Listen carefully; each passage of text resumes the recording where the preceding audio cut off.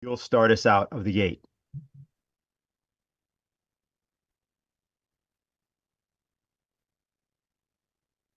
We got to start the webinar.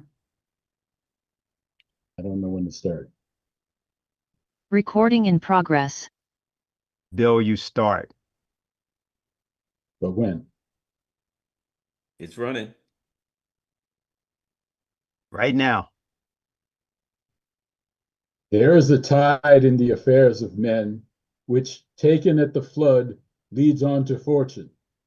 Omitted, then all the voyage of their life is bound in shallows and in miseries. On such a full sea are we now afloat, and we must take the current when it serves, or lose our ventures.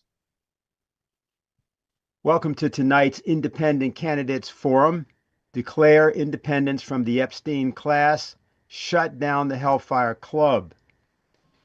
That was Bill Ferguson from Boston, where 250 years ago, the newly organizing United States, which is not yet a country, defeated the most powerful military force in the world, the British Navy, and forced it to evacuate Boston after an 8-year siege. Tonight's event is being sponsored by the Sare for President's campaign, together with the Vega for Congress campaign. We welcome the several other independent candidates that we expect to hear from tonight.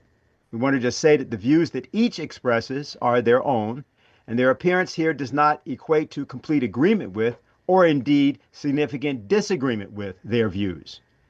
As happened 250 years ago, this is a time when a new group of leaders must emerge from the United States. Since it is possible that the United States might not even survive this year, its 250th birthday, that new leadership must step forward now in the footsteps of the revolutionary spirit of 250 years past.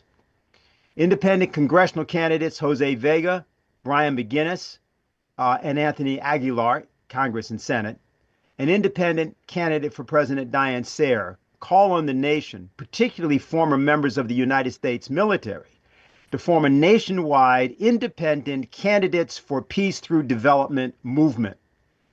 They are soon to be joined by others, and this is the only efficient way to combine the creative, nonviolent, direct action methods of the American Civil Rights Movement with responsible action to be taken now by those in the Pentagon or retired military services.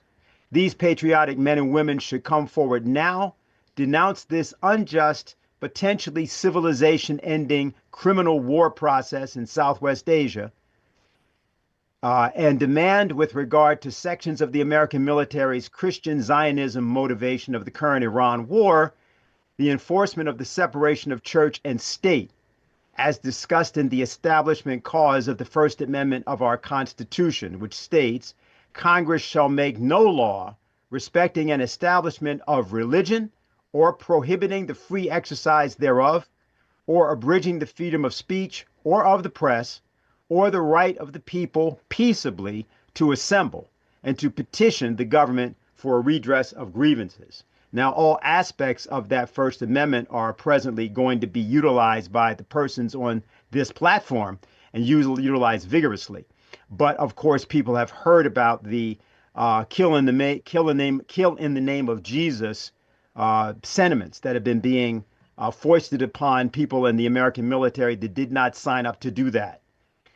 Tonight commemorates the 250th anniversary of the Siege of Boston, as I previously referenced, and the victory of the American colonists over the British Royal Navy, who were forced to evacuate Boston Harbor under threat of annihilation on St. Patrick's Day, March 17, 1776.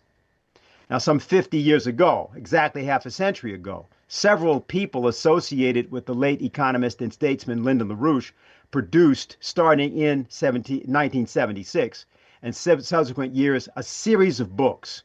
They included The Political Economy of the American Revolution, How the Nation Was Won, America's Untold Story, 1630 to 1754, Treason in America, and the Civil War and the American System, America's War with Britain, 1860 to 1876. We want to just take a moment to recognize the now deceased authors of some of those books, including the late Nancy Spanis, co-author of The Political Economy of the American Revolution, W. Allen Salisbury, author of The Civil War in the American System. That's him with his favorite person, Edgar Poe, among writers, and H. Graham Lowry, author of How the Nation Was Won. And I just want to take a moment to say something about Graham, who was a very close friend of mine, who died in 2003. And of Graham, the late economist and statesman Lyndon LaRouche said, quote, "Such historians are the soul of the political intelligence profession, the indispensable inspiration of the conscience of the true statesman. To serve those ends, the true historian's challenge is to bring history to life as it actually was. As such, among the greatest classical dramatists and historians, such as Friedrich Schiller did, so the true historian brings belated justice to the sufferings and achievements of the past. He or she breathes life into a moment taken from the simultaneity of eternity. As I know from his state of mind, from my discussions of this work with Graham himself, his approach in writing his celebrated book was just that." Now, if you've just joined us tonight, you've done so because you are prepared to look at what some people are mistakenly calling current events and look at them from a higher standpoint, that of current history. We believe that the power of the people of the United States, the fourth branch of government, has yet to be seen. And it is our responsibility as members of that fourth branch to bring that power to light. So I'd like to now turn this over to my co-moderator, Garland Nixon. Garland, you're there? The ship is yours. All right. Hope everybody can hear me. All right. Yeah. Thanks a lot, everybody. Very important times, as you know. Look, Donald Trump, I think, was asked earlier today, and he said something about the Israelis are not going to use nukes. Yeah, well, I don't trust Donald Trump much. But what we have to do is we've got to move forward. We've got to, as my mother used to say, live as though you're going to live for one day and also live as though you're going to live for 1,000 years. We have to work hard today to make sure that we interdict this horrible and brutal conflict that's going on and very dangerous. But also, we have to look to the future so that we have to believe that there will be a tomorrow, and when that comes, that we'll be able to get some people in office, that we'll be able to get some people that'll be able to do more than just scream and bang on the table. Diane Sare is going to be one of them, but Diane, you're going to enter our first. You're going to talk a little bit and then intro our first guest, Diane Sare. Oh, there we go. Yeah. Okay, thank you, Garland. I have written a statement, which I think I'm just going to read. So far, I know myself, Jose, Brian McInnes, and hopefully Tony Aguilar endorse this, and I'm hoping the other candidates who are on will also for mass distribution. It's called, "Is the Epstein class planning a new 9/11 to justify dropping a nuclear bomb? Will your neighbor be fooled again?" We, the undersigned candidates for public office, call on the American people to act before the attempted regime change assault on Iran leads to irreversible consequences. We are entering the third week of the illegal, unprovoked U.S. and Israeli attack on Iran, an attack launched without a declaration of war, without a congressional vote, and without a clearly defined objective. We do not know how many people have been killed or how much damage has been done because the censorship is unprecedented. We do know that it was an American Tomahawk missile that struck a girls' elementary school, killing 168 students and 14 teachers and staff. The U.S. government is admitting that 13 Americans have died so far. Both houses of Congress have failed the American people by refusing to uphold their constitutionally mandated duty under Article 1, Section 8 to determine whether or not to declare war. Every congressman who voted against enforcing the War Powers Resolution should be thrown out of office. Our warrior ethos promoting Secretary of War, Pete Hegseth, has told us that it is unacceptable for, quote, religious fanatics to have a nuclear bomb, unquote. But the most dangerous religious fanatics who have access to a nuclear bomb at the moment are those in the United States and Israel. The Military Religious Freedom Foundation reported that when the bombing of Iran began, they received over 100 complaints from soldiers within a 48-hour period. One non-commissioned officer wrote that his leader had, quote, urged us to tell our troops that this was all part of God's divine plan, and that President Trump had been anointed by Jesus Christ to carry it out, unquote. The NCO pointed out that the grin on his leader's face was particularly inappropriate and disturbing. I'll skip a bit. How many people oppose the war? I do want to say that the Democrats will not do much to stop this because, and as I write, Schumer would prefer to allow the war to continue to ensure a Republican defeat, even at the risk of nuclear war. Iran, rather than being divided and weakened and susceptible to regime change, is becoming more unified as a result of the unprovoked aggression from the United States and Israel. Why a new 9/11 could be in the works. If the price of gasoline continues to rise and more Americans are killed, both of which are likely, the American people will become more and more opposed to this military adventure.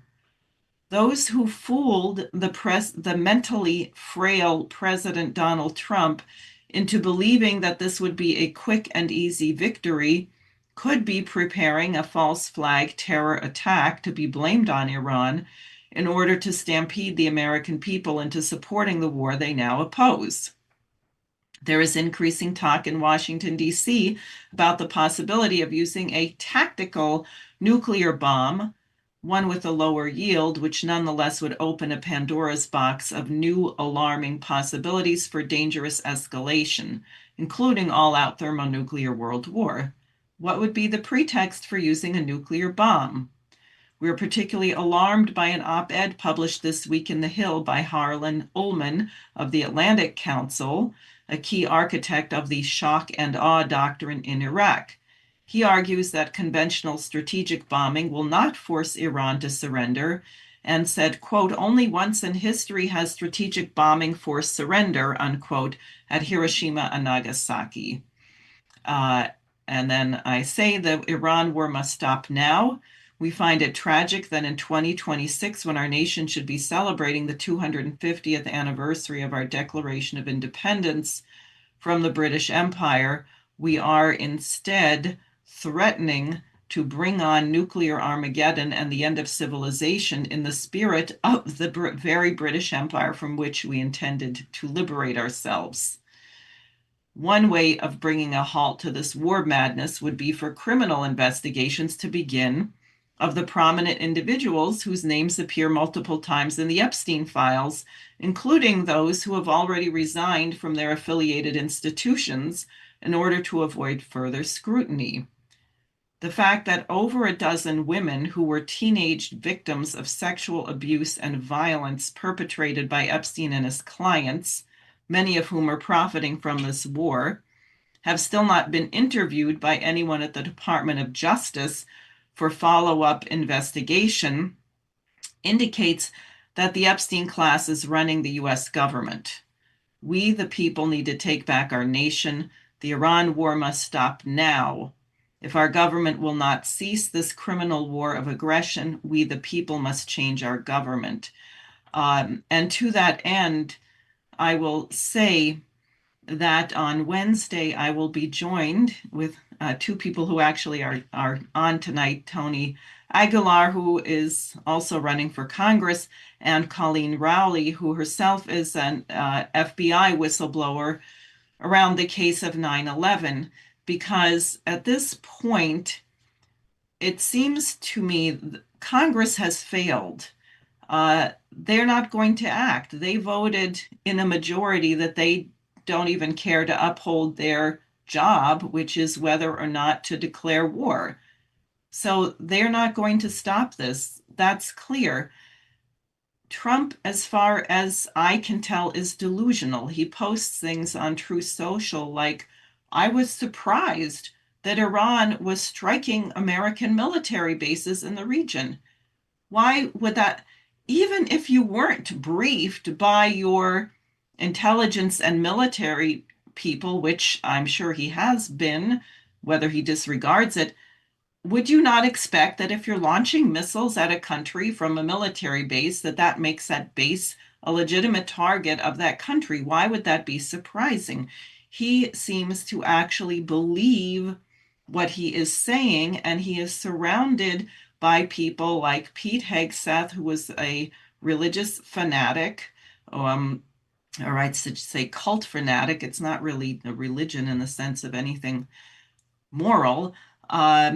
And Marco Rubio, who you remember told Tucker Carlson he had no idea that Iran had 90 million people, and he didn't know what kinds of people lived in Iran, and he didn't think that was relevant. Jared Kushner, who was a pompous idiot. I don't believe that this will necessarily stop. I don't think we can trust it, not those of us in the political sphere. It's as if you had a 3-year-old who were going to run across a street. And you could say, well, it's unlucky that an 18-wheeler is going to come and smash this child. That's not the job. The leaders of our nation are required to ensure that the American people and the world is safe. And therefore, what we're going to be doing on Wednesday, besides a mass circulation of this leaflet, which will be available on my website by tomorrow, is a press conference Wednesday at 5 to call for people. Tony reported that there were several other people who left the Gaza Humanitarian Foundation. They didn't do so publicly. His leaving publicly, frankly, was probably the major thing that caused that to be shut down, because it became such a scandal. We need people on the inside who will stand up, who will tell the truth about the lunacy, the impaired mental state of the president, who will make it possible to stop this descent into madness. And no amount of death is acceptable. Too many people have already died. We've tolerated a genocide in Gaza for over 2 years. And apparently, a lot of people think it's acceptable to have a bunch of pedophiles making policy in this nation. I don't, and I hope other people will join me. So that's what I have to say. And that being said, I would like to introduce my friend, an actual warrior, unlike Pete Hegseth, for truth, former UN weapons inspector, Marine intelligence officer, expert in arms control, Scott Ritter, who can give us a more accurate picture than I can about the actual situation on the ground. Scott, thanks for joining us. And you're muted. There, now unmute. Yeah. It's probably having guys over the age of 60 around technology. It's a recipe for disaster.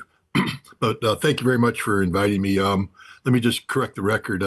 I can't give you ground truth because I'm not on the ground. I mean, that's one of the problems, is that we're dealing with this from a long distance, and we're a prisoner to the data that is publicly available. What I can do is provide an expert's ability to sift through data and connect the dots based upon years of experience in war fighting, planning operations such as this, and frankly speaking, working on the inside, watching the U.S. government lie their teeth off about weapons of mass destruction in Iraq.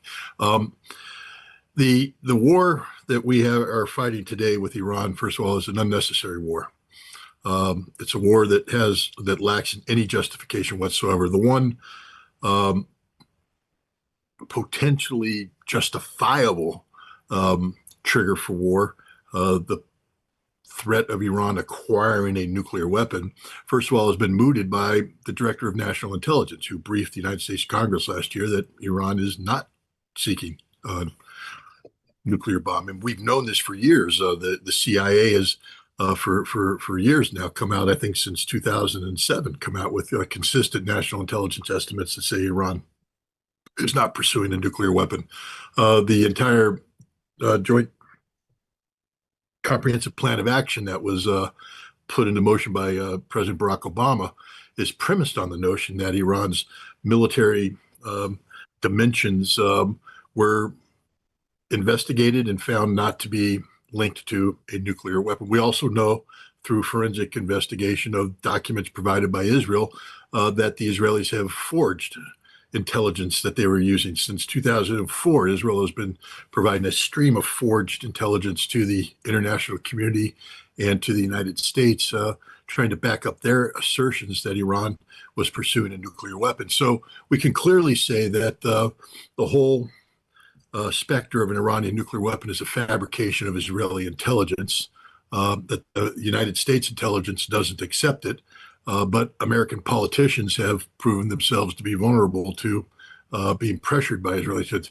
None more so than President Donald Trump, who, in his first term, was briefed by Benjamin Netanyahu on intelligence that we now know is fabricated, and immediately said that the United States is going to quit the Iran nuclear deal, and that sets us on path towards where we are today. But we also know that this isn't about nuclear weapons because the Iranians did agree to sit down at the table and engage in negotiations. And according to all the information that's come out, the deal that they struck with Steve Witkoff and Jared Kushner was a comprehensive deal that would have closed forever, no sunset clauses, nothing of that nature, forever, a potential path to a nuclear weapon should Iran have wanted to go that way, which they don't. And I'll say this too. I met with the Iranian president and the foreign minister last September, and I specifically asked questions about their missile program and a nuclear weapon. And the president and the foreign minister were quite clear. Iran has no desire to have a nuclear weapon. They don't need a nuclear weapon. Their ballistic missile program, the conventional military deterrence, is sufficient to achieve whatever outcomes they would need to achieve if attacked. But furthermore, they said, we're religiously prevented. Even if we wanted to pursue it, we couldn't, because the supreme leader of the Islamic Republic, Ali Khamenei, had passed a fatwa in 2003, modified several times since then, that said no to nuclear weapons. So, we know that there was no legitimate trigger for this war. Diane, when you talked about justification for this war, yes, we know that there was no congressional action. There was also no action by the Security Council of the United Nations, and we are still bound by the United Nations Charter. We are signatories to that. The Senate has ratified the charter, and we can't go to war without either having been attacked or declaring the need for preemption, which I can get to in a second, or getting a Chapter 7 resolution to justify the use of military force. There is no Chapter 7 resolution. We didn't even try. And the case for preemption that the Trump administration has made has not been articulated, in accordance with Article 51, where you could make a case for the necessity of preemptive self-defense. But then you'd have to cite the Caroline affair, which is the go-to legal precedent. The threat has to be imminent, and there can be no other ways to deal with the threat.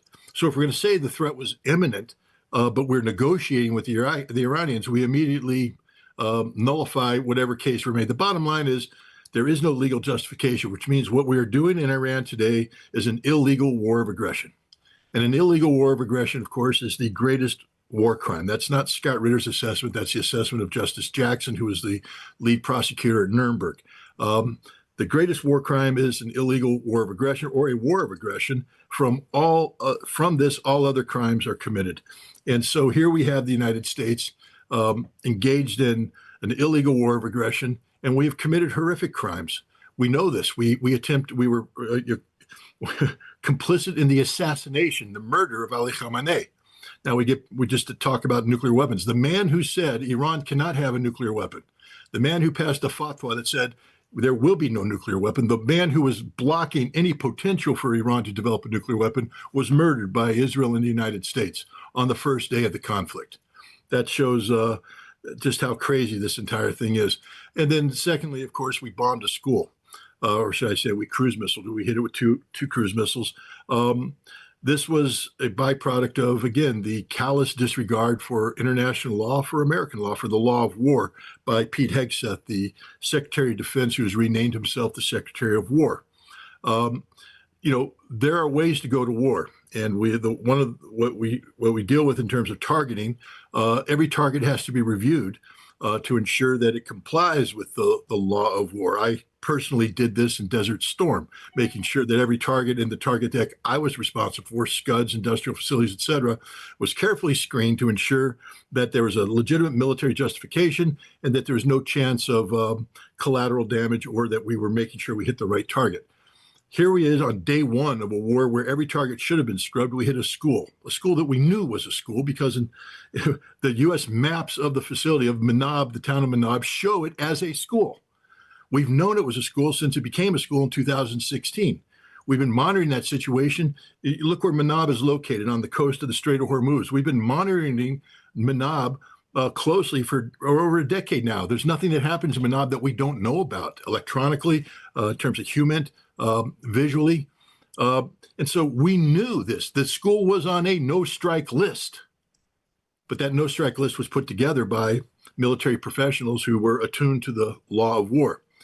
In order to get the shock and awe value, Pete Hegseth went ahead and opened up the targeting, brought in an artificial intelligence program that screened old intelligence data. Therefore, the fact that the school building used to be part of a larger Iranian Revolutionary Guard Command naval facility back in 2011, the computer said this is Iranian Revolutionary Guard Command, entered it into the target deck. Nobody screened it. The unit that should have screened it, the Civilian Harm and Mitigation Response Team, created in 2023, was disbanded by Pete Hegseth in March of 2025. The 10-man team in Central Command that should have screened this target, the 5-man team on 5th Fleet that should have screened it, were disbanded, removed. Nobody screened these targets. So on day one, we launched 4 cruise missiles at this facility. 2 of those cruise missiles hit a school, killing 168 children, 14 staff, including the principal who was crawling on her knees trying to gather her students when the second missile hit, terminating her life and the students along with her. This is a war crime of unbelievable proportions. This is a war crime perpetrated by a Secretary of Defense who has said, we don't want rules of engagement. We want to be lethal. His intent is clear and the results are clear. And Diane, I would encourage that when we speak of holding people to account, that Pete Hegseth be number 1 on the list, because he is a man who has disgraced the United States military, disgraced the United States, disgraced the Department of Defense, disgraced the service of anybody who's worn the uniform in the 250-year history of this country. This is a man who deliberately set our country up to commit murder. And he did. He was very successful in the murder that he committed. But this war was lost the very first missiles that hit Iran. The very first missiles killed Ali Khamenei. They were supposed to topple the regime. They can't. The regime is stronger now than ever because of the murder of Ali Khamenei. We don't understand Iran. We don't understand the nation we're fighting. We don't understand the ethos of the people. All we did is reinforce their desire to stand up strong. We murdered the children, further rallying them. But we also proved through this attack that we don't have a plan. We don't know what we're doing. We are literally bombing targets for the sake of bombing targets. We don't know what we're hitting anymore. We have now transitioned to a phase of deliberate targeting of civilian targets because we'd have nothing left to hit. That this means is we have adopted the Israeli plan of Daiwa, the Daiwa Doctrine. Daiwa is the name of a southern Beirut suburb that the Israelis targeted deliberately in 2006, saying that in order to break the will of Hezbollah, we will slaughter the Lebanese people. And they bombed this southern Beirut suburb, killing thousands of people, murdering them, genocidal type behavior. The United States of America is now engaged in similar behavior in Iran. We are striking civilian targets for the purpose of sending a message to the people of Iran: you shall not survive if you continue to support your government. We have become a nation that has joined the ranks of, sadly, nations like Nazi Germany. And we are governed by leaders who sadly have joined the ranks of people such as Adolf Hitler. If somebody takes umbrage at that, I don't really give a damn, because it's a true statement. We hung Germans by the neck until dead for committing the act of, for committing a war of aggression. And we are committing the same crime today. And we, the people of the United States of America, collectively aren't doing enough to stop this.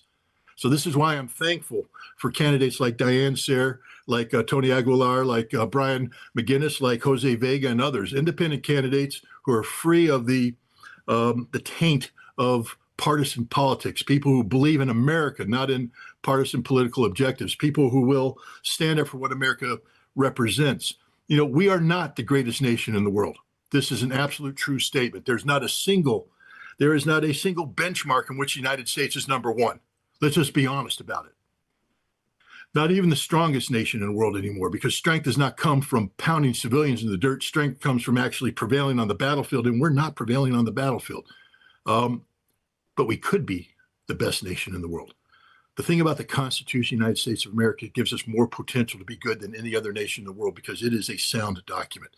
It is a document that represents a body of law that, if implemented properly, could create a nation worthy of this Constitution.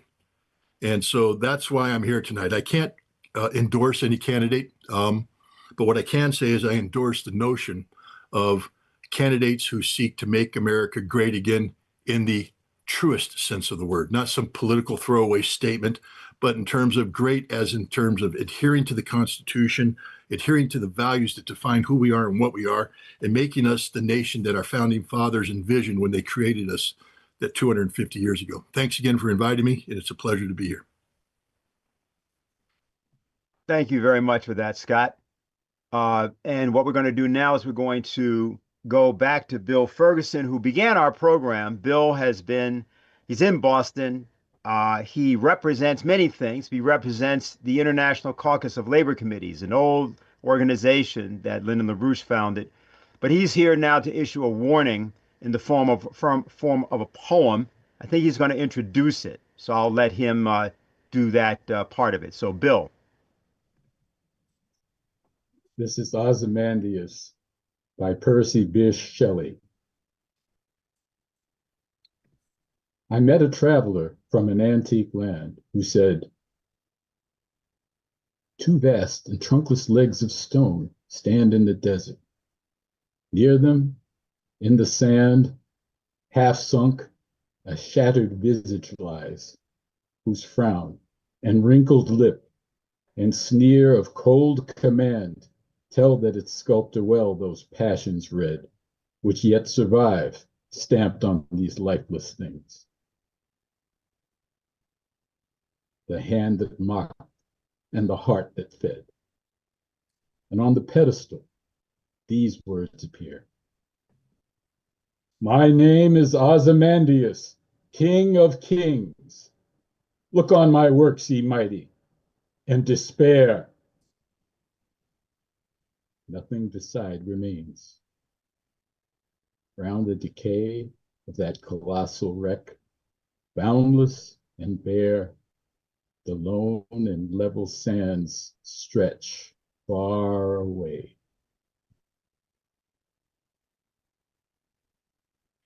Garland, back to you.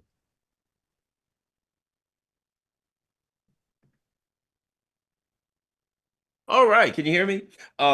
Okay, next we have the one and only Tony Aguilar. Tony is U.S. Army, former U.S. Army Green Beret. He's a candidate for the House of Representatives in North Carolina in the 13th Congressional District. For those of you who don't know, Tony was operating with a private security firm in Gaza. He was absolutely astonished and horrified at the things that he saw. And that motivated him to come back and talk about it, to come back and share a lot of things that happened. It was fantastic. He was heard far and wide around the world. And I think a lot of people felt really good that somebody that was going in there could share what was going on in the inside. And we're very, very appreciative of it. And Tony, tonight, if you could take a few minutes as everybody's watching to share, maybe a couple of things that you saw, if you got just a couple minutes, that people who really haven't heard your story or heard a few of the things you saw, if you could do that, if you just 3 or 4 minutes, and then go on. Okay, go ahead, Tony. So what I experienced and what I witnessed in Gaza on the ground as an eyewitness were war crimes, the execution of a genocide by knowledge and wherewithal and intent, not only by the Israelis, but by the United States, complicity hand in hand with not only the munitions that the IDF drops, but by the political cover, political backing, tax dollars that we provide to the Israelis to do it.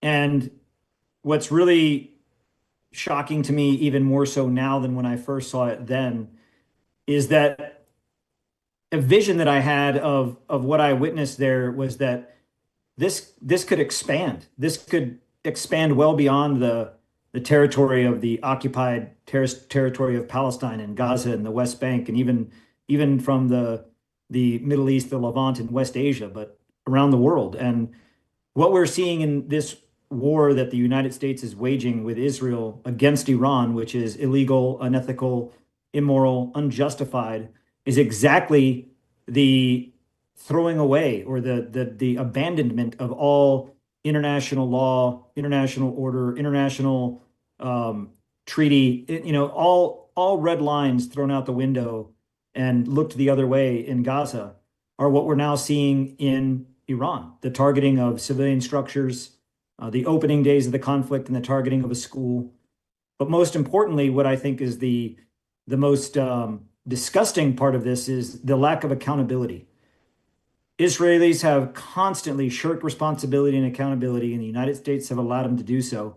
But now in this war, the United States is taking a cue out of that book and shirking responsibility, denying accountability. We saw that this targeting of the girls' school in Manab, as Scott eloquently laid out in great detail as to how that would have happened and why it shouldn't have, there's still been no accountability.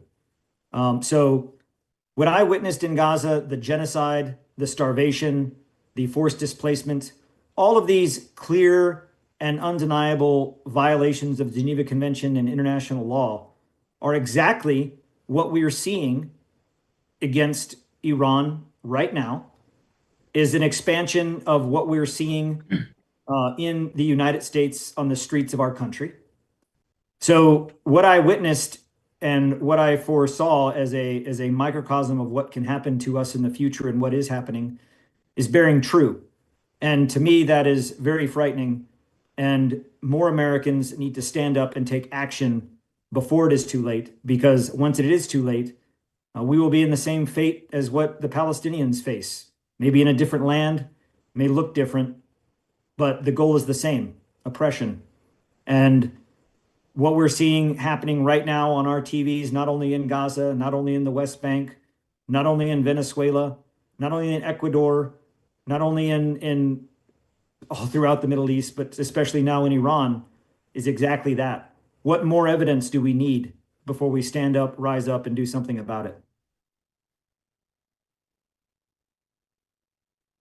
Thank you, Tony. And I think if people, and there may be some people that have questions or want to know more about your struggle, and also if you would just say a moment about your candidacy itself in North Carolina. So I'm running for United States Congress, District 13 here in North Carolina. I'm running on a platform of people first. Not only do I vow to take no money from AIPAC, I take no money from any political action committee, no lobbyists, no super PACs, small PACs, local PACs, no interest groups, big or small. I'm taking money funding from no one other than grassroots, raising the money from the people so that I can continue to represent the people. And that's why I want to go to Congress. I have no desires or goals to be a quote unquote career politician. I have no desires to be a lifelong member of Congress. I want to break the paradigm of the two-party system, show America that we have a choice. Choice is not the dilemma of the two-party system. Choice is having choices. And I want to show America that we do have choices, break the paradigm, show that congressmen can serve for the people, and light the torch for the future generation to come behind me. So I'm putting it all on the line to run in this congressional race because it was an organic path from my speaking out against what I saw against Palestinians in Gaza to the point now where I have to ask myself, well, what are you going to do about it, Tony? What are you going to do other than just talk or share your opinion? What are you going to do about it? So I'm running for Congress because that's my way of doing something about it. We all have a different role. We all have different ways that we do something. This is my way of doing something about it, is to step up, run for Congress so that I can represent the American people in Congress without being corrupt, without being bought off, and without being compromised, not only by a foreign government, but by any other interest but the American people. And that is the fourth branch of government, ladies and gentlemen. That is the idea. Just as Tony had no ambitions to be a whistleblower, because they had no ambitions to be part of a participant group in genocide, but found that he had no choice but to speak out. The fourth branch of government has no choice but to act, and that is you and me. Thank you very much, Tony. We're going to go right now to a man by the name of Jonathan Crook. He's an American storyteller, which we met, I think, 3 years ago down in Brooklyn. And he's going to give us some reflections on Evacuation Day, St. Patrick's Day, 1776, and reflections on our country today. Jonathan? Thank you. I have a tale to tell to inspire us these days, a tale from 250 years ago, when March winds whipped across the harbor in Boston after a noble train hauled by a former bookseller and many others. And by others, I don't just mean soldiers. I mean Henry Knox hauled close to 60 cannon from Fort Ticonderoga in upstate New York across the mud and muck and rivers of New York State and New England. And when they were perched upon the heights of Dorchester, the agent of the tyrant in England who ruled oppressively in America, General Howe, looked upon these cannon and thought, these Yankee doodles, they have it in for us. Why, we'd best regroup. We don't want to face the cannon and suffer all the losses we did at Bunker Hill. And thus, by the sheer presence of those cannon at Dorchester Heights, hauled by Henry Knox and many others, they frightened off those redcoats. Now, George Washington was in command up in Boston. He pulled together forces from New England in their fancy uniforms, along with those from Virginia, Maryland, and Pennsylvania, and then rallied them. He didn't pursue the British to their hiding place in Nova Scotia. Instead, he gathered to get his men, crying, we must break camp and go to a place where the war will occur again. And thus, the men marched some 200 miles down to New York City. And there they gathered. Washington looked around and realized that if the redcoats were to come to the city, he would have a difficult time deciding where to place his various troops.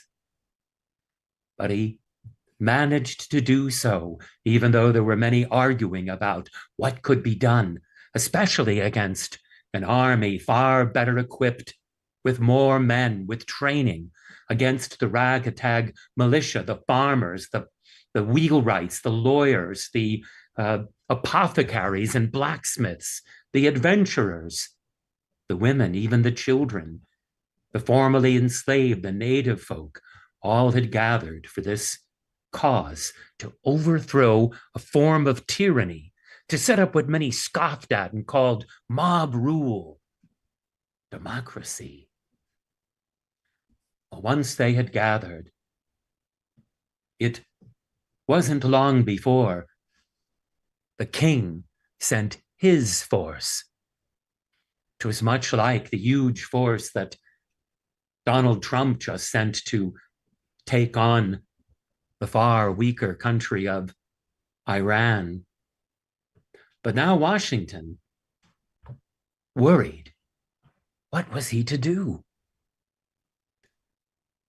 Fight on for another day.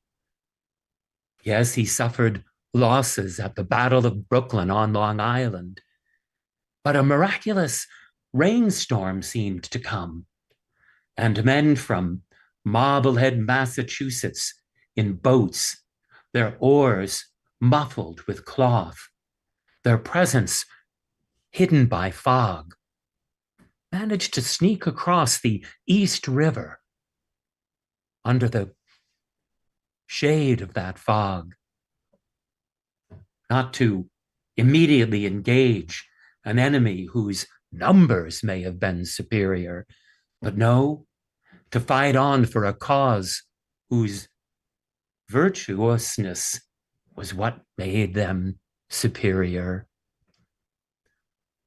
No doubt when Washington was in the midst of that retreat, he worried all the more. How could he keep his men to fight another day? Many were not enrolling. Many were afraid of those allied with the king. Hessian soldiers, for example, who sometimes when those militia, those farmers turned fighters would put up their arms to surrender, they would be met with a bayonet. Now, they didn't want, at least some of them didn't want any more of that fight. And so some of them fled. But many decided, along with Washington, to hold on.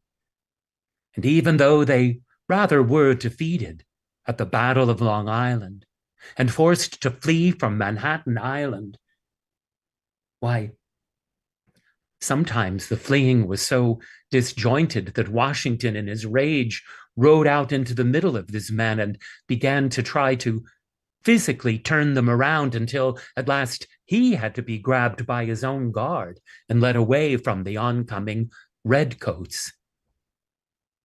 Yes, and those harsh times in New York, those trying times, Washington lost all of his battles and fled. So they said he fled. But nay, it was more than even just a retreat. It was a reconvening. It was a hanging on, a clinging to the cause. Washington continued to regroup until at long and at last he had victory months after he had evacuated Boston in December in Trenton, New Jersey. But that carrying on, that reconfiguring, that always finding a way to continue the fight, let it inspire us today. Why, we may look at the times and every day we're struck with a new blow against democracy. And at times it makes us want to retreat, hide into our little sanctuaries in our little lives. But let's try to borrow a page here from George Washington and the Continental Army, and the men, the women, even the children, all who gathered together and fight on another day in any way we can.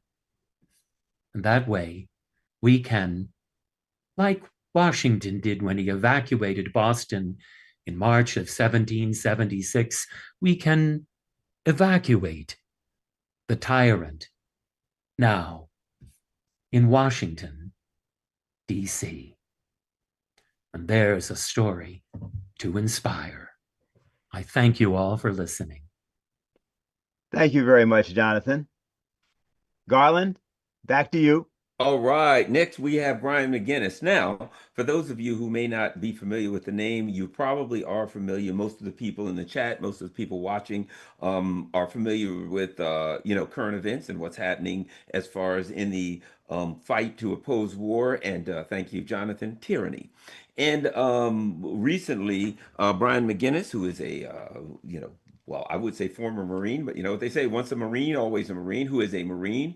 And you probably saw the incident where there was a gentleman who was in Congress who was standing up to voice his opposition to an illegal war, and he was grabbed. He was assaulted by both security personnel and, in fact, a member of Congress, where he was attacked and his arm was broken. Well, that was Brian McInnes. Brian is now, so he's a Marine Corps veteran, firefighter, and an independent Green Party candidate for the U.S. Senate in North Carolina. Brian McInnes, welcome. Hey, thank you, Garland.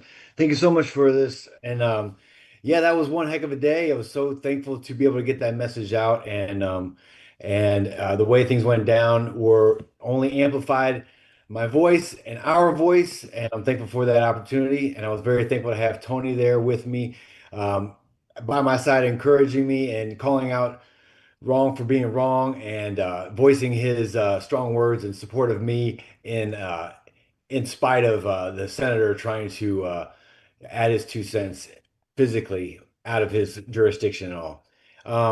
So great to be here. I wanted to just give a couple comments of hope and in this time of dire straits. After I was released from the court, I took a day with my wife and had a good time. The next day I went and had an interview with this man named Clyde.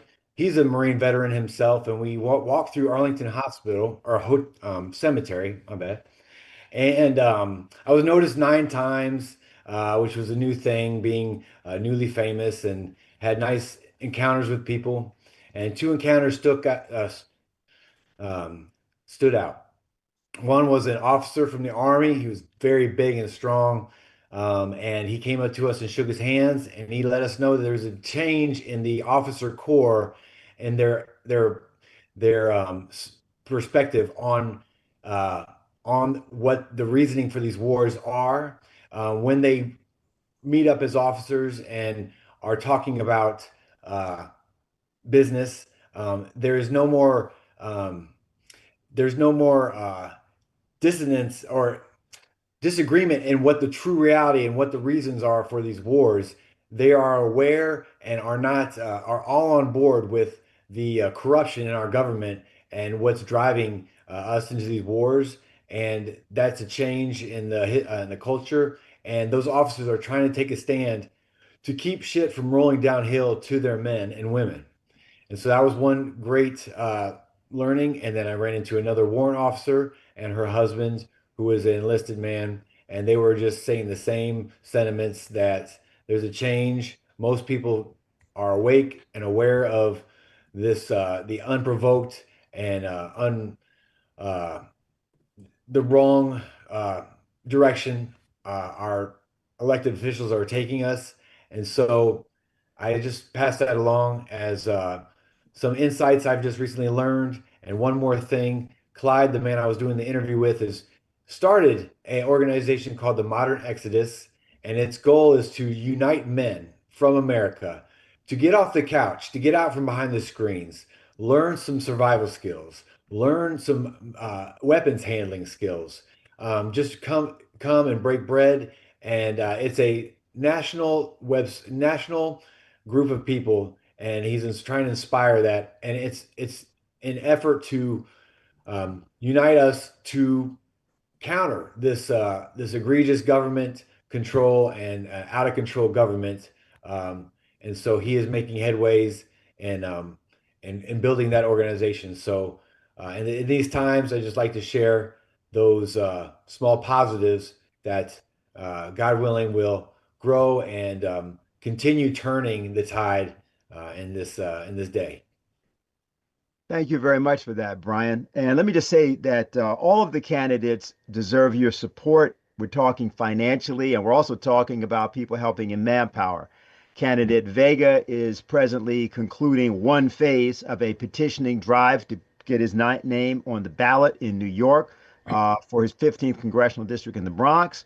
And Tony is involved in the race right now, as well as Brian.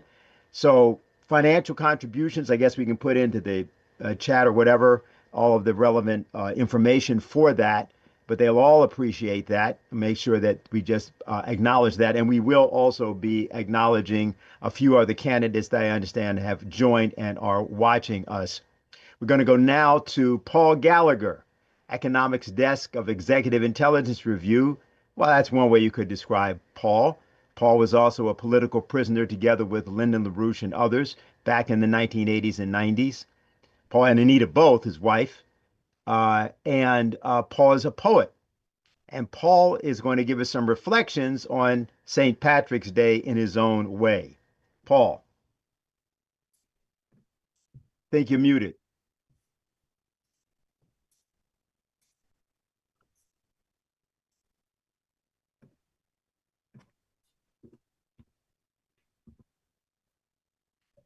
We're still not, I think, Unmute. yes, you're good. How's that? Okay. There you Yeah. go. St. Patrick, he was not the only figure in history who was able to repulse serpents, snakes that were sent at him by his adversaries, the Brahms, the judges, as they were sometimes called, but they were pretty magical sorts. The other figure was Moses, who, with his friend Aaron, was able to deal very effectively with a whole lot of serpents that were thrown his way by an ancient Egyptian magician, a powerful one, called the Magus. So this poem is called the Magus. The Magus appeared on a deep, starry night, and the praises were sung to his craft and his might. His weapons were shining like moon on the sea, though he promised that not for a war would they be. The shouts of his minions proclaimed him to be the king of the land and the lord of the sea, and vast were the lands that he claimed for his own, and the waters beyond to come under his throne. The friends of the good and the wise were dismayed at the way that the Magus so easily played on the minds of the millions, made serpents from rods, until some said this Magus could summon the gods. Then he suddenly thundered and threatened a war, and they saw all his promises dashed to the floor. The fire of his gunboats was brought into line, and the sea ran with snakes for his magical sign. But Moses and Aaron once met such a show. Magus warriors felt a mysterious blow and a halt and a weakness, commands that were vague, until there on their skins were the boils of the plague. Now his weapons still shine like the moon on the waves, but his troops cannot strike with the force that he craves. His wealth doesn't awe as he thought that it should. 'Tis the Magus brought low by the spells of the good. And I see that somebody there was trying to give me the get off the stage. No, Sound, whatever that sound was. no, you're good. Go ahead. Okay, I'll continue. Now, I'm sorry. Now, Outlook is trying to confuse me as well. But let me read one more, and this is about St. Patrick, and it was written 31 years ago on this day in prison. But like many comic poems, it refers to a certain number of events of that particular day. And it was a time when the head of Sinn Féin, Jerry Adams, was coming over to the United States for the first time to meet the president. And it's a tradition, as people know, that on St. Patrick's Day, the Taoiseach, the prime minister, comes to meet the president. But this was not the Taoiseach. This was the head of the opposition. Sinn Fein. And so here was the poem. They say the Irish live in bogs, but let the fool decide who made these global money pools, which late we see a slide. 'Tis London's great financial bog, don't try it with your plow. We'd nae a solid piece of turf if the British showed us how. Those British brags and British brains ne'er Patrick would allow. We'd nae a piece of turf to plant if the British showed us how. You've heard of Baring's money now, the bankers to the Queen. Each broker printed 10 times more than the bank had ever seen. And so they grew, and so they blew. They're an open sinkhole now. We'd nae have earned $1, lads, if the British showed us how. Those British brags and British brains would ne'er Patrick would allow. We'd nae have earned $1, lads, if the British showed us how. And have you seen Prince Charlie now, a praying to the trees? He says his mum and dad did put him down upon his knees. We Irish bid them worship Christ. 'Tis 14 centuries now. We'd never have been Christians, lad, if the British showed us how. And have you heard Prince Philip to the deadly virus pray? These Windsors are true killers, sure would awe the world away, except their brood they wish to breed, no other babes allow. We'd nae have peopled nations, lads, if the British showed us how. Okay. They said, not quite, they said LaRouche exaggerates and throw that man in jail. But London's fool derivatives, he hit them on the nail. Deregulating Maggie is the wild extremist now. We'd nae have had a man, LaRouche, if the British showed us how. Let's throw him out and do without and do the American way. Or shall we call it Irish? For it is St. Patrick's Day.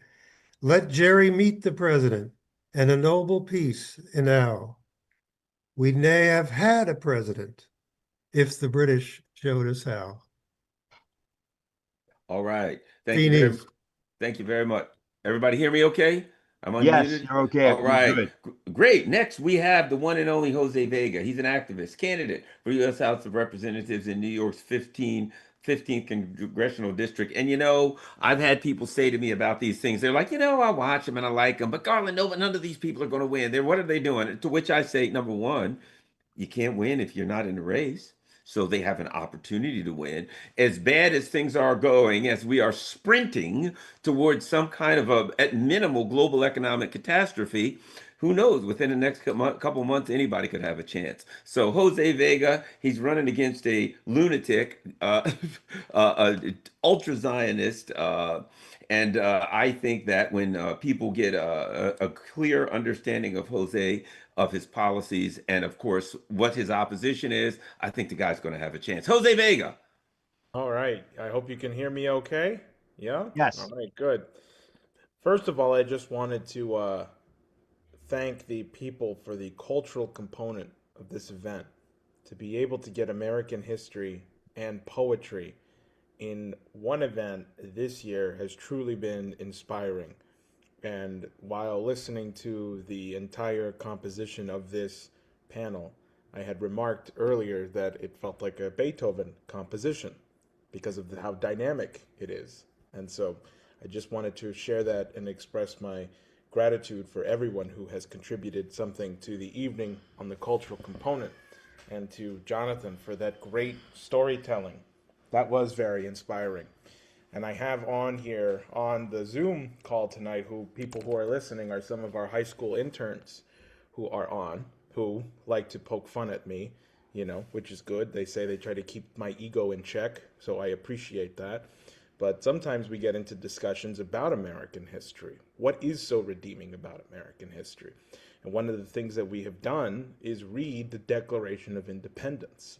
Because in talking about that, before we read it, you know, often the discussion is, well, you know, I would ask them, have they read it? They said, yeah, I think we read it once in like a high school class about, who was Thomas Jefferson and what did he mean by, all men?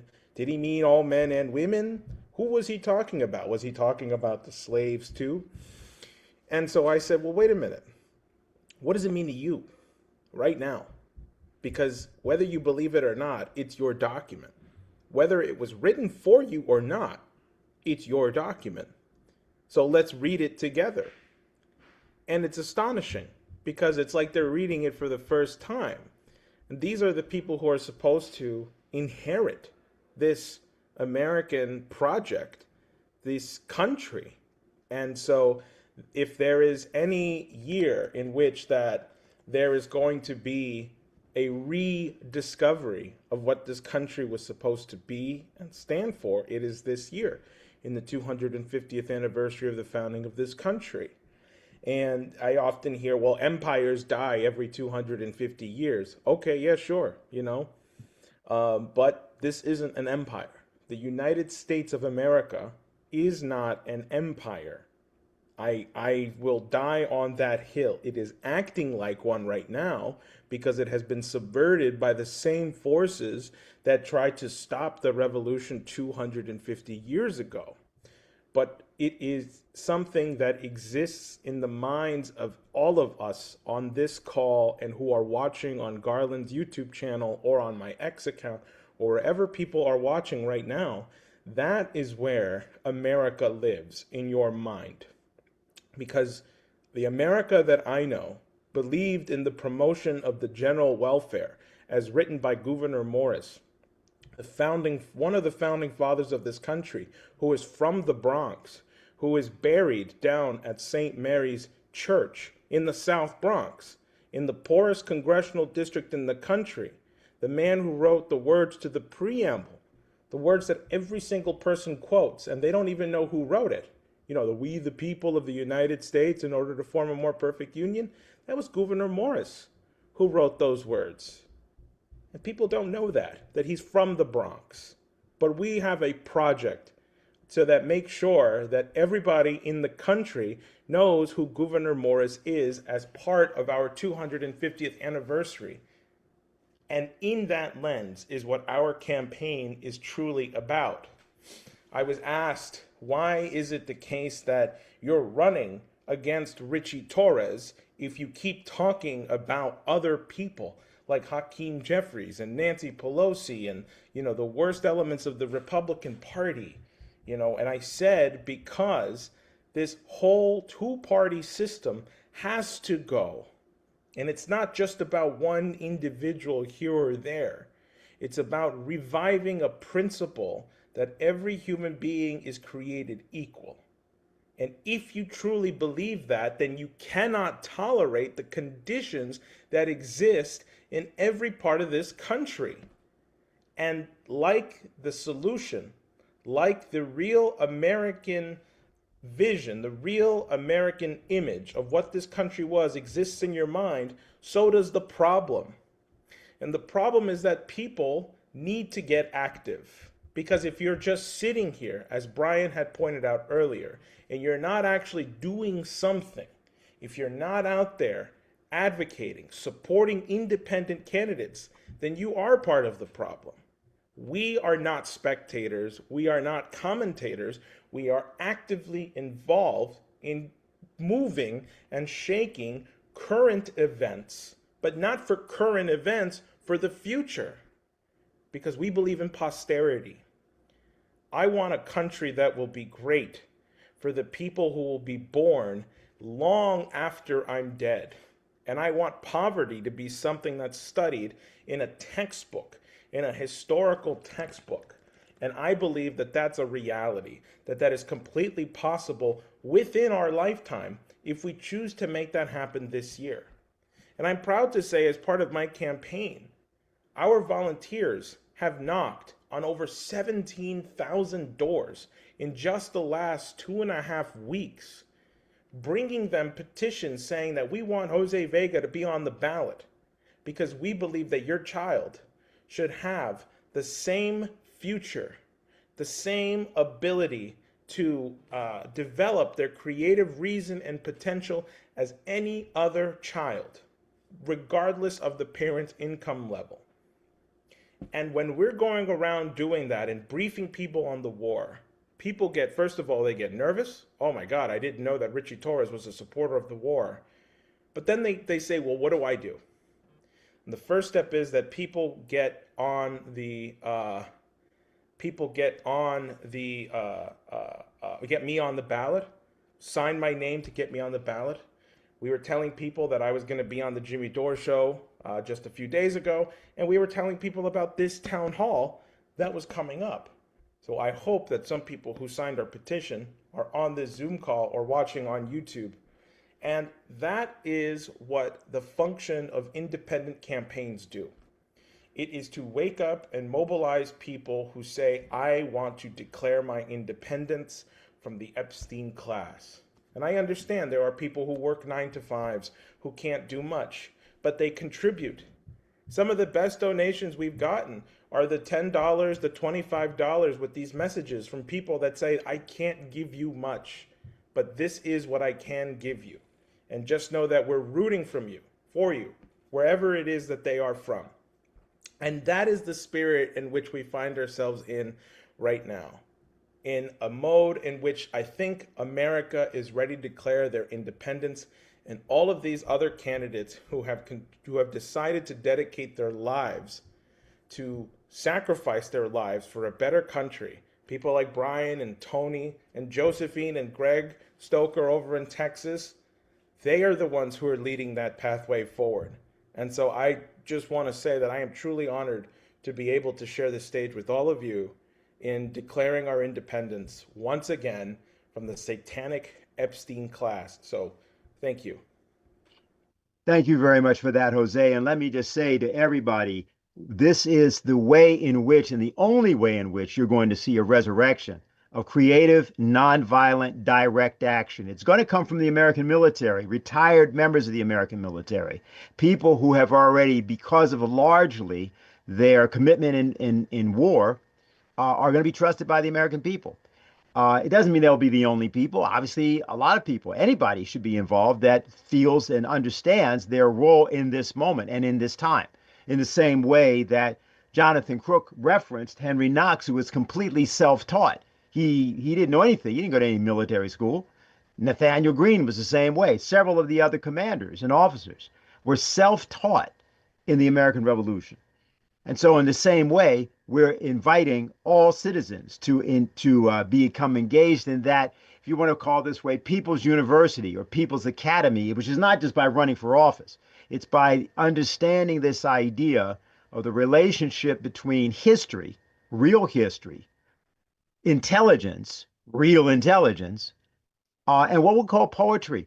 You know, there's a saying by the poet Percy Shelley said that poets were the unacknowledged legislators of the world.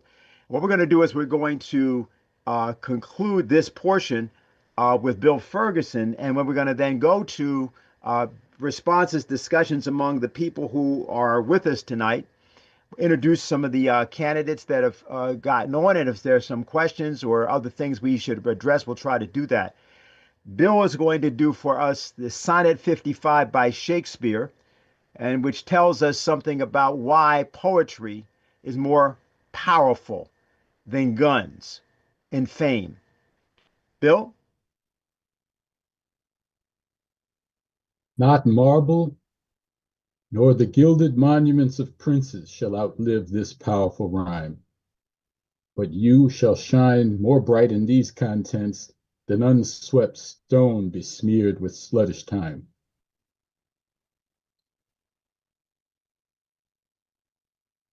When wasteful war shall statues overturn, and broils root out the work of masonry, nor Mars his sword, nor war's quick fire shall burn the living record of your memory. Against death and all oblivious enmity shall you pace forth. Your praise shall still find room, even in the eyes of all posterity that wear this world out to the ending doom. So, till the judgment that yourself arise, you live in this and dwell in lovers' eyes. I'd like to say something. Please, go before we ahead. continue. We've gone from a country where the population was steeped in Shakespeare, that was led by probably one of the greatest military leaders in U.S. history, Abraham Lincoln, who was a student of Shakespeare and insisted that his cabinet read Shakespeare. Also, the nation of the Bostonian Edgar Poe, and military veteran, West Point cadet, and a inveterate opponent of the British Empire. And this is the kind of thinking, the kind of culture that we have to revive if we're going to make our way back to the nation that can be proud of Evacuation Day. I should mention I'm about a 15-minute walk away from Dorchester Heights. So this is hitting me kind of personally. And I also, if I have a chance later, to say something about the role of Schiller in this project. Friedrich Schiller, the poet of freedom. But I'll stop here for now.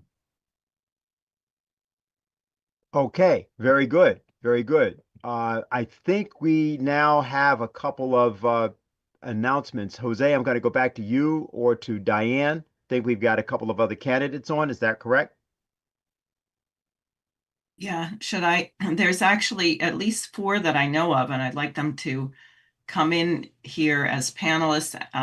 Anastasia will send you the link. You can say hello, say who you are, where you are, what you're running for, just so people know, and be brief. And then I think we may take questions, or Jose may have more. And that's Andrew Laverdiere and Jeff Young, who are both running for state legislature in their states. Rob Ruskowski and Frankie Lozada, if you're there, and you can, as a panelist, unmute your video and show your face so people know. And people are from New York, Georgia, Maine, and Kentucky. So we've got North Carolina. Go ahead. I see Jeff is right there. Jeff, say hello, please. Oh, all I'd like to say is that, I've been a Democrat for most of my adult life. I started running for U.S. House of Representatives in 2014 in Kentucky, from my part of Kentucky. And every time the Democratic Party would rig it against their favored candidate.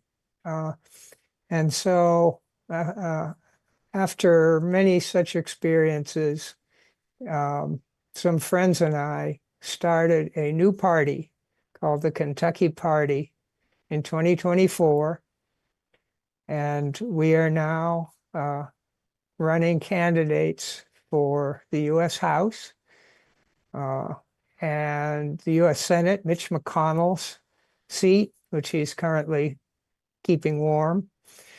And the platform of the Kentucky Party is unbelievably simple compared to any other party I've ever heard of.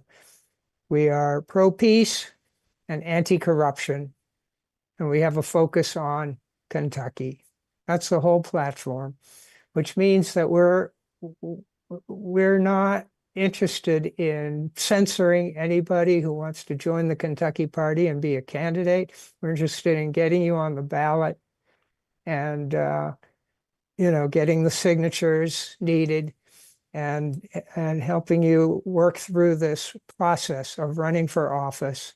I'm running for the Kentucky House of Representatives this year. I set my sights a lot lower. I had run for the U.S. House several times and governor of Kentucky 3 times over the last 12 years. But I'm going for the Kentucky House because it is the people's house. It is where legislation begins. And I have a lot of ideas living in Kentucky for the last 44 years I've lived here. A lot of ideas about how the Kentucky government can be reorganized and become less corrupt, especially corruption among the judges, the judicial branch. So in Kentucky and in the United States as a whole, I think of the three branches of government, legislature, executive branch, and the judiciary, the judges are the most corrupt right now. They routinely throw out cases that are meritorious before even allowing any discovery, and that makes justice impossible. So if I get elected to the Kentucky House, I'll be going for judicial reform and reducing the power of our judges and making them obey the law and the Constitution. Great, thank you. And you had a billboard that said abolish the CIA, I recall, which was Yeah, that's right. One of my useful. first elections, I think it was 2014 or Wow. 2016, okay. I think. 2016, I had that billboard, yeah. Great. Yeah, that got a lot of attention. I actually won the Democratic primary for the U.S. House one time in 2022. Yes. And the entire Democratic Party in my county, in my district, and statewide supported the Republican incumbent and supported a write-in Democrat. Great. To take votes away from me. I still got 35% of the vote on general election day, but the entire party united against me. And that led to my helping to form the Kentucky Party, which has no primaries. You know, we don't have enough people to have a primary. Right. Thanks. We're going to quickly go to Rob, I guess, Roskowski, sure. Georgia. We can hear you. Oh, okay. Hi, everybody. I just have to say I am just so honored to be a part of this. I wasn't even aware the extent of this meeting, and listening to everything and listening to everybody, it's really touched my heart. I'm running currently. Actually, I was in a special election that just happened on March 10th. Unfortunately, I didn't win. There's a runoff going on right now in Georgia's 14th congressional district. That's the former seat of Marjorie Taylor Greene. That's going to be determined on April 7th. Georgia is a very, very difficult place to run, probably the most difficult with ballot access in the entire country. And unfortunately, when I went to register, I was under the assumption that there wasn't going to be a fee and that I would just have to get signatures. And there ended up being a $5,220 fee. I wasn't prepared to pay. So I'm going to be a write-in candidate for this year for November. And I'm strategizing, and I have done my homework. There has never been a write-in candidate to win in Georgia. There actually has never been anyone to get signatures to get on the ballot that has won. And the research I've done, only 5 people total, 5 independents, and the last one was back in like 1963, when the law was changed in 1943, and nobody, only 5 people have ever made it onto the ballot in Georgia with getting signatures, because it's so high and the money is so high. But my website is rushcongress.com. I've joined an organization called the Independent Candidate Network at independentcandidatenetwork.com that is trying to organize a way to fundraise for independents across the entire country. It is only focusing in on Congress right now, the House of Representatives, to change the House. But I am totally on board with the message with this group, and will spread it as far and wide as I possibly can. I know my particular situation. I'm going to work as hard as I can to get into Congress. But at the same token, I'm going to spread the message so that I can get as many other independent candidates into Congress as well. But we really, truly need everyone's support out there. we can't win if people think that we're not winnable. We can win. That's the biggest hurdle, is that people just don't think, they want to vote for the lesser of two evils, and we keep getting evil, and that has to stop. So thank you very much for the opportunity to be on this program. Thanks for joining. I guess Andrew Laverdia wasn't able to get on here, but Frank Lozada is there. Hi, Frank. And then we'll quick go to Q&A or more. I see Scott is still with us and awake. So Oh, good. Scott is still there. I have a question for him. So good. Okay, Frank, you go ahead. Thanks, Diane. I'm Frankie Lozada. I'm running in New York. Can you guys hear me, by the way? So I'm trying my new microphone. Perfect.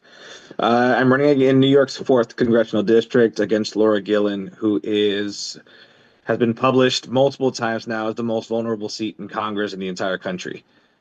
She's one of the 7 Democrats that voted for the Big Beautiful Bill to funding of ICE. She's pro-war. She's also received $1 million in AIPAC money. So I have not. I am refusing, obviously. I am the pro-peace candidate, and that's why it's very refreshing to be in a group with everyone who has those same values, that wants the better for the general good. It's pretty much the race here. We're in the petitioning season. Community support has been very in favor of new faces in that seat.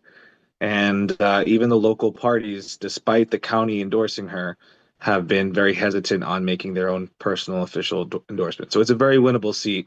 I, like myself, are going to get challenged on every signature, I'm sure, just like Jose Vega is going to be, because Jose's out there making noise. So good job, Jose. I'm really hoping he takes that down and makes a dent into Richie Torres's pride, just for all that he's done. And yeah, I mean, keep up the good work, everyone. It's a grind out there. And just remember, I know it's going to be very exhausting. It's just the beginning portions of campaigning, but try to stick with it on even some of the darkest days. Remember why you're out there, who you're representing, and sometimes when you need to just chat up with some of your constituents. You know, they're there to support you. Great. Thank you. Dennis, Okay. I think it's back to you. Okay, great. So yeah, so here's my question. It's a question for both Scott and if Tony Aguilar is also there as well. Differently, I think we know from Brian McInnes how he thinks about things. But Scott, you have been the subject of all sorts of attempts to break you and stop you. You played a very notable role with respect to Diane Sare in particular back in 2022 when there was a kill list that you made sure was identified as a kill list, which was being circulated by some people out of Ukraine, who've also recently even threatened Orban of Hungary. And at the same time, you've also often proposed various actions, including demonstrations, especially when people don't try to exclude you from participating in them. And I also referenced Tony here because you guys are guys who really were in the system, deep in the system. And like a few people back in the 70s, a few, one notably a guy named Donald Duncan, who back in 1965, he was a Green Beret. He had served in Vietnam and famously came home and he appeared on the cover of a magazine called Ramparts at the time. And all it said was, "I quit." And he told his story about what the war was really about. And what actually happened with the opposition to the war in Vietnam was it was those first guys from the military who served, or some of whom refused to serve and served time because of that. Those were the people who actually paid the original price and actually precipitated the move against the war in Vietnam, along with Vietnam veterans who came back later. So I just wanted you to get a chance to say something because you have also emphasized, as have we in this whole thing, and that's why we are getting these candidates, and you see the idea that the people have to get up off their hind legs and do something and not wait for the institutions. You've seen it from the inside and have obviously made your choice. So I just wanted you to take an opportunity to say a bit more about your own situation. Obviously, you know, as much as you want to say, and about what it takes to fight back so people understand the way they've got to think, why we have this idea about Washington and why we're talking about fighting against odds and having an idea of victory. Well, thank you very much for giving me the opportunity. Look, I'll just keep it really, really simple. I believe in the Constitution of the United States of America. That's what grounds me. That's what I took an oath to. And I believe I believe in the institutions that are derived from the Constitution. I'm not an outsider. I'm an insider. An insider meaning I'm in the Constitution, all in. The Constitution belongs to we, the people of the United States of America, and that's the message I try to send to people. You know, I hesitate about demonstrations, and I also hesitate about some opposition because it seems people are when they reject failed policies, which they have every right to do, they seem to be rejecting institutions. We don't reject the presidency. We embrace the presidency. We don't reject Congress. We embrace Congress. We don't reject the judiciary. We embrace the judiciary because that is us. That is what the Constitution says we are, who and what we are. We just need to make these institutions better. We can't allow these institutions to operate on automatic because those institutions don't exist if they operate on automatic the way our founding fathers intended them to exist. We, the people of the United States of America, must hold those whom we elect to higher office accountable for what they do in our name. In order to do that, we must be empowered with knowledge and information, but we also must be motivated by our civic responsibility to the institutions of government. I don't reject America. I embrace America. I defend America. And America is defined by the Constitution of the United States. People say, where do you get your strength from or whatever? The strength comes from the Constitution because it's the right thing to do. And when I took an oath to uphold and defend the Constitution of the United States of America against all enemies, foreign and domestic, I was prepared to lay my life down. Do you understand what that means? There's not a damn thing anybody can do to me to make me yield from that path because I'm willing to die for that. And it's not just rhetorical. I'm willing to lay my life down for my country. And every American citizen should be willing to do the same thing. I'm not talking about needless sacrifice or suicide. I'm talking about standing up and fighting for that which defines who we are and what we are. If we don't defend the Constitution, we are nothing. Don't call yourself an American if you don't know what the constitutional republic is, because that's all we are. We're not anything different from that. Anybody who says they want to do something different from that, you're not an American. An American is somebody who believes in the constitutional republic. That's it. And so that's what motivates me every day when I get up. How do I defend this republic? How do I defend the Constitution? And how do I motivate people to be part of this defense? I'm not anti-American. There's a lot of people out there. You sure sound like you're anti-American. No, I'm the most pro-American person you ever met in your life. But I believe in America, the United States of America, as set forth by the only thing that defines who and what we are, and that's the Constitution. There's a scene from a movie, Bridge of Spies, and it's Tom Hanks confronting this CIA guy that wants to get him to do something, to get able to confess or not to defend him properly. And Hanks, says, "What's your last name?" The guy says, "It's a Germanic name." And he says, "Well, I'm an Irishman." He says, "What do we have in common?" And the answer is nothing, not a damn thing.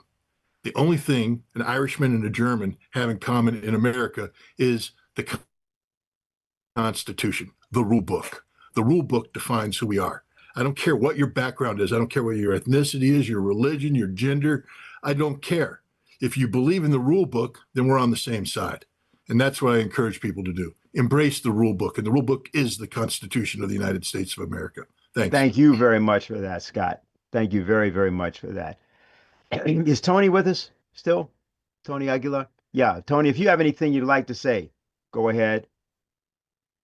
Well, I share the same thoughts and feelings and beliefs that Scott does, that in standing up for what's right, though it may not always be popular, to risk and put your life on the line for our country, meaning its Constitution and what we stand for, not what's popular or what gains people's attention, but what's right is what we should all stand for and defend. And, when I was arrested in Congress on the 3rd of September, I stood up and I held up a copy of the Constitution of the United States. And I held it up and I said, "You have an oath to this Constitution and you are not living by it."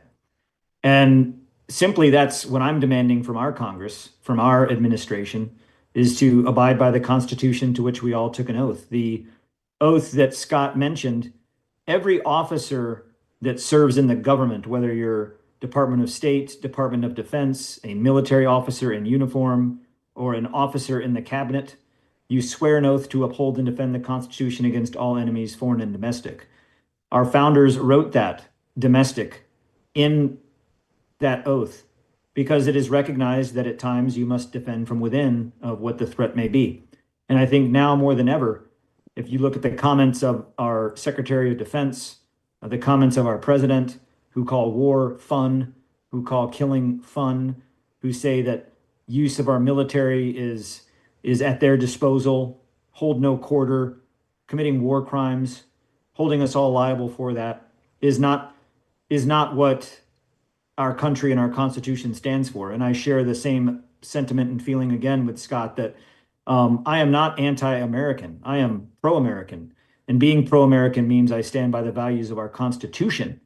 And in looking at what we face right now, this is the time, I cannot recall who wrote it, but now is not the time for sunshine patriots who want to come out of the woodwork when things are great.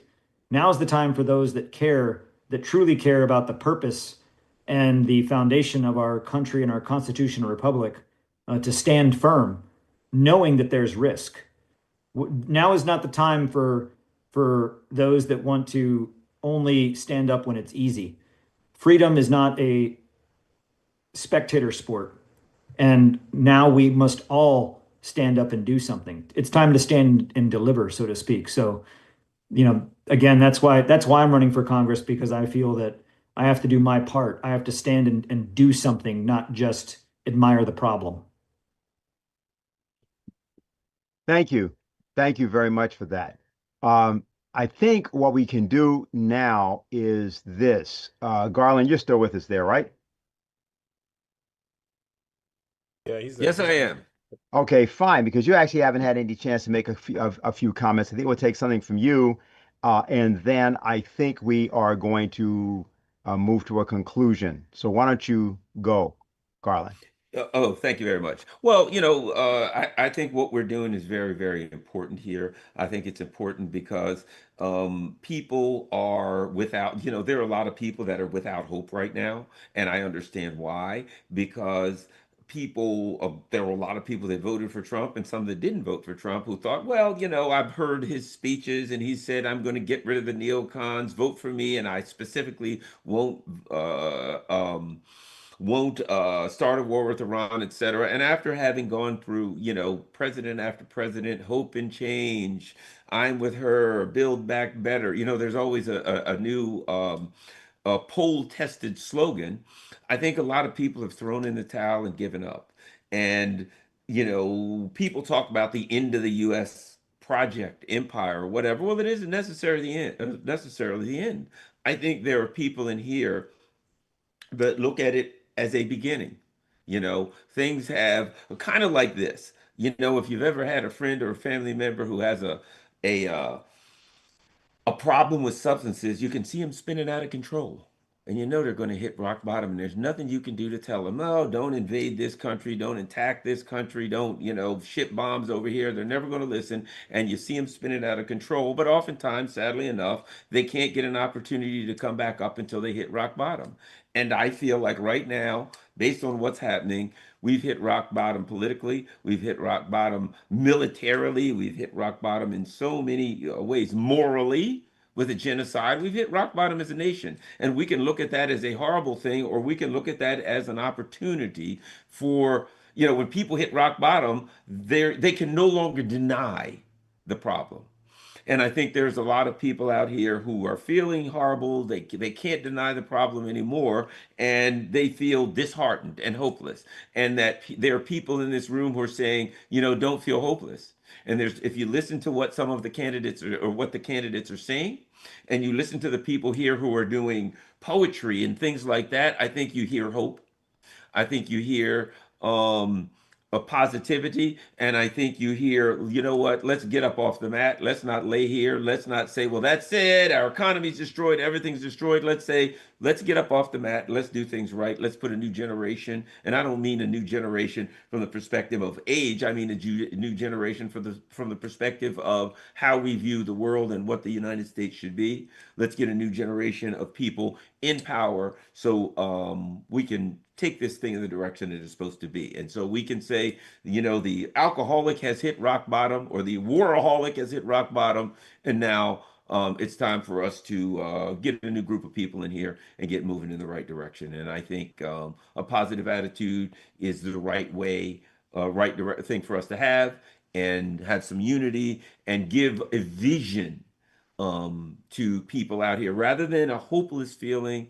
I think present a vision how things could be, and then people start getting behind that vision, and we can make a change.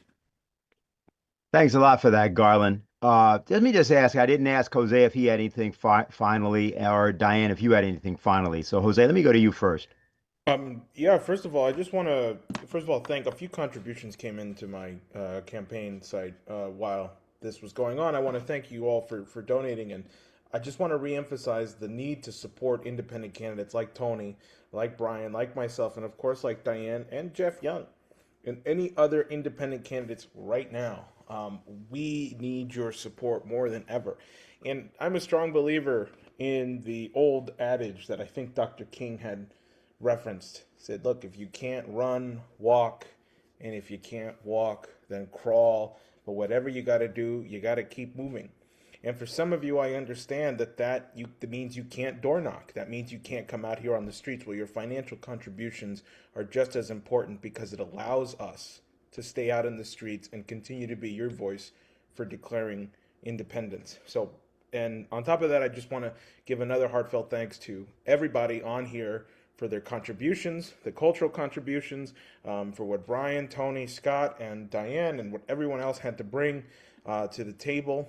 I want to thank each and every one of you, and for the people on the call who were making up part of my volunteer base, who helped us knock on over 17,000 doors, which we're not done, but, you know, I want to thank you all for making that a reality, and that's it for me, Dennis. Okay, very good. Diane. Yeah, I want to thank everyone for being here, Scott in particular, and wish Scott safe travels on a particular peace mission that he is embarking on. Please remember Wednesday at 5 p.m., myself, Tony Aguilar, and Colleen Rowley on this question of popping someone else loose who can tell the truth, who can break the situation open. That's Wednesday, 5 p.m. If you sign up at sareforpresident.com, you will be sent an email about that. Also, sign up on my website or Jose's website. The leaflet that I read at the beginning, which has been endorsed by almost all the candidates here, is for mass distribution. We have to preempt anyone from even thinking of staging a false flag. And you can print it out and hand it out or circulate it on social media, but that will also be in its finished form available tomorrow. So sign up at sareforpresident.com to get on my email list and get that material. And that's what I have. Thanks a lot for that, Diane. I would suggest actually, and we'll see whether we can work this out for either next week or the following week, we might do a session, because I know a lot of people may have questions or other discussions, but also, of course, we're now finally into a situation where people are asking, what can I do? And there was a lot of what people can do tonight. There's a lot in terms of what you can do in terms of supporting the candidates. Diane's mentioned her press conference. They were talking about distributing a leaflet, which is warning of the danger of another 9/11. There's all sorts of other things with all the individual candidacies, and of course, then there's also questions that people had. I want to simply indicate something, because it wouldn't be known by people generally under the age of 30, just in terms of what we're actually involved in here. What we're doing is we are retaking the concept of the American electoral process. The American electoral process has been largely hijacked for a very long period of time. It's hijacked by wealthy people. You know, right now you realize that people tell you, they explicitly state, you have to have $1 billion to run for the presidency of the United States. How much money do you think Abraham Lincoln had to run for the presidency of the United States? He didn't exactly come from wealth. When you're in a situation in which people are trying to tell you there's a price tag on your institutions, then that's the point at which you are required to follow what is stated in the Declaration of Independence. Whenever any government becomes destructive of the ends of the right, life, liberty, and the pursuit of happiness, it is the right of the people to alter or to abolish it and to establish new government, laying its foundations upon such principles and organizing its powers in such form as to them shall be most fit to secure their security and happiness. Sitting right there, this is a requirement for those that say they are citizens of the United States. It also says that when there is a long train of abuses and usurpations that pursue invariably the same object, it is the right, it is the duty to throw off such government. But they're not talking about violent overthrow of the United States. That the United States is a revolutionary principle. The American government is the revolution, which is the American government. The Constitution is a codification of the revolution. And you're supposed to do that. That's what being an American is supposed to be all about. It's been the reversal or the removal or the moving away from that over the past half century, which has been the problem, and is the lack of action of the fourth branch of government, the people, which is the central problem in the United States. It is not the rich. Yes, the Epstein class is a bad problem. It's the corruption in which people have participating. That's where the Satanism is.